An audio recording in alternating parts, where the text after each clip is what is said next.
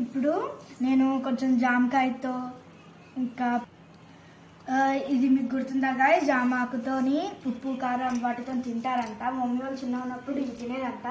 ఇప్పుడు ఈ టేస్ట్ ఎలా ఉంటుందో నేను ట్రై చేద్దాం అనుకుంటున్నా. రండి ఎలా చేయాలో చూపిస్తాను. ఫస్ట్ జామాకు బాగా కడిగి నేను ముందే కడిగేసాను. ఇప్పుడు చింతపండు ఒక చిన్న రెమ్మ వేసుకోవాలి. నేనైతే కొంచెం తీసుకున్నా, పులుపు నచ్చిన వాళ్ళు ఎక్కువ వేసుకోవచ్చు, మీ ఇష్టం. తర్వాత జీలకర్ర, నాకు జీలకర్ర టేస్ట్ అంటే చాలా ఇష్టం.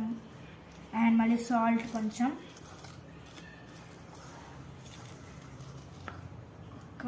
వేసుకోవాలి సాల్ట్. ఇప్పుడు కారం మీ టేస్ట్ బట్టి మీకు ఏదైతే ఎక్కువ తినిపిస్తే అది వేసుకోండి. ఇప్పుడు దీన్ని బాగా మంచిగా ఫోల్డ్ చేయాలి. మీరు డైరెక్ట్ నోట్లో వేసుకుంటామంటే ఇంత ఫోల్డ్ అవసరం లేదు, అంటే కింద పడకుండా అయితే పట్టుకున్నాను. ఇప్పుడు తిందాం.